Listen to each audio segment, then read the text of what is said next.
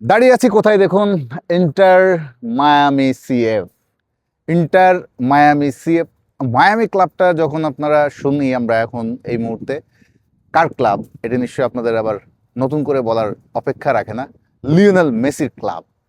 Lionel Messi 2023 সালের জুনে যখন পিএসজি থেকে চলে আসলেন যুক্তরাষ্ট্রে, মায়ামির এই ক্লাব বেছে নিলেন। ডেভিড বেকহাম যে ক্লাবটির মালিক, সেই ক্লাব যখন বেছে নিলেন তখন একটা ব্যাপক হইচই হয়েছিল। লিওনেল মেসি কেন আমেরিকাতে চলে যাচ্ছেন, কেন তিনি স্টিল ইউরোপে তিনি ফুটবল খেলতে পারতেন। তিনি সৌদি আরবে তো বস্তা বস্তা টাকা ডলার নিয়ে বসেছিল, সৌদি আরবের প্রস্তাবও তিনি সাড়া দেননি। তিনি আসলেন ইন্টার মায়ামিতে। এই যুক্তরাষ্ট্রের ক্লাবটি তিনি বেছে নিলেন, ফ্লোরিডার এই ক্লাবটি বেছে নিলেন, এখানে বেছে নিলেন। এবং এরপরে মেসি আমেরিকাতে পা দেওয়ার পর এখানকার ফুটবলের যে জনপ্রিয়তা তৈরি হচ্ছে, এমনিতেও আপনারা জানেন যুক্তরাষ্ট্রের সকার বা ফুটবলকে সকার বলে তারা, তো এখানে সকারের জনপ্রিয়তাটা একটু পিছনে। সেখানে বেসবল, তাদের যে নিজস্ব যে ফুটবলটা আছে সেইটা, তারপরে বাস্কেটবল, এ ধরনের খেলার জনপ্রিয়তা এখন অনেক বেশি। সেখানে ফুটবলটা বেশ পিছিয়ে।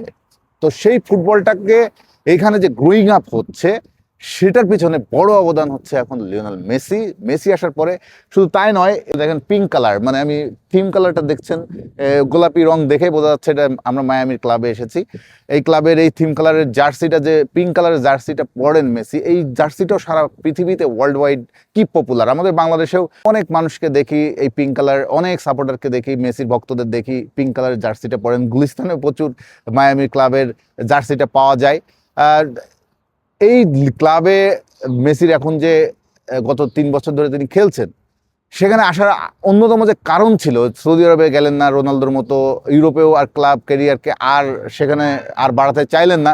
এর পেছনে যে মূল কারণ 2026 বিশ্বকাপ, সেটা আমরা এখন খুব ভালোভাবে অনুধাবন করছি। লিওনেল মেসি চেয়েছেন যুক্তরাষ্ট্রের ফুটবলের সঙ্গে অ্যাডজাস্ট করে নিতে, এবং মায়ামিতে প্রচুর সাউথ আমেরিকান বা লাতিন আমেরিকান মানুষের বসবাস। এবং এখানে ইংরেজিতে তো টোটাল পুরো যুক্তরাষ্ট্রে তো ইংরেজি ফার্স্ট ল্যাঙ্গুয়েজ, সে তো আমরা জানি, কিন্তু মায়ামিতে স্প্যানিশ ভাষার এতটাই দাপট, এখানে ইংরেজির চেয়ে কোথাও কোথাও এমনও এলাকা আছে যেখানে স্প্যানিশ হচ্ছে ফার্স্ট ল্যাঙ্গুয়েজ, সেখানে স্প্যানিশ ভাষারই বেশি চলন। ফলে কালচারালি ভাষা সব মিলিয়ে মেসির মনে হয়েছে, তারপরে ভবিষ্যতে 2026 যেহেতু ওয়ার্ল্ড কাপ ছিল তার সামনে, সবকিছু মনে হচ্ছে ফ্যামিলি নিয়ে থিতু হওয়ার জন্য, সন্তানদের ভবিষ্যতের কথা চিন্তা করে সবকিছু মিলিয়ে তার কেরিয়ার, তিনি আসলে এমন একটা ক্লাব বেছে নিতে চেয়েছেন যেখানে ফুটবলের খুব বেশি হিউজ প্রেশারটা থাকবে না, যেটা ইউরোপে থাকে।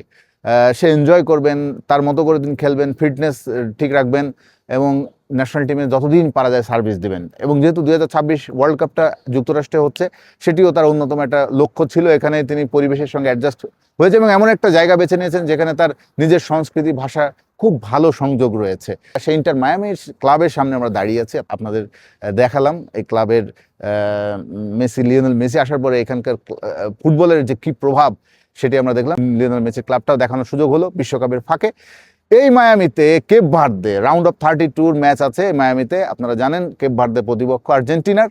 এবং মায়ামিতে নিশ্চিতভাবেই লিওনেল মেসির যে ভক্ত সমর্থক, যে ক্লাবের যে সাপোর্টাররা, নিশ্চিতভাবেই মায়ামির যে স্টেডিয়ামে খেলা হবে, আমার ধারণা ওই দিন পুরো আর্জেন্টিনা দলেরই, যদিও আর্জেন্টিনা যেখানেই খেলছে হোম টিম হয়ে যাচ্ছে, বিশাল ক্রাউড, এখানে স্বাভাবিকভাবে সব মেসি ভক্তরা আসবে।